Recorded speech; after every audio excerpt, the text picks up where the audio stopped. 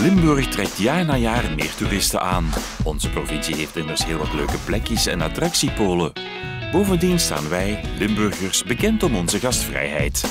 Wij verwennen maar al te graag onze bezoekers. Yes? Met de Limburg vakantiepas bijvoorbeeld. Deze pas krijg je wanneer je overnacht in een van de vele erkende hotels en logeeradressen in Limburg. De pas geeft recht op tal van kortingen en extraatjes bij de meest uiteenlopende Limburgse attractiepolen. Nieuw is dat vanaf dit jaar ook de lijn de vakantiepas steunt. Hello, we have this card. Okay, I see you have a vakantiepas. I can make you a dagpas for 50% of the price. Inderdaad, bij de Limburg vakantiepas zit vanaf dit jaar een bon waarmee je op de bus een dagpas kan kopen aan de helft van de prijs.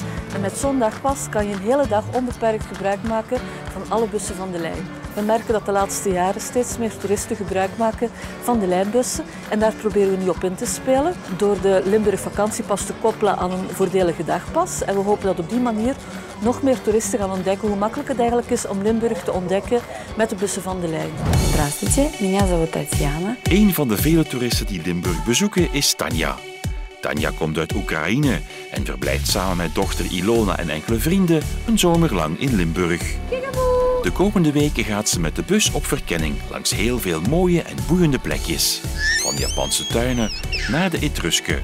Leuke boottochtjes, fietstochten, een dagje Bokrijk en natuurlijk ook een vleugje mysterie. We nemen jullie de volgende weken graag mee op Limburgreis. Je zal zien, ook al woon je je hele leven al in Limburg, je zal versteld staan van de mooie en interessante locaties die de provincie allemaal te bieden heeft.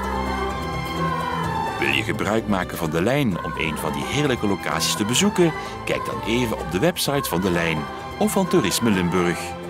Bij Toerisme Limburg vind je trouwens ook alle informatie over de Limburg vakantiepas en de vele extraatjes.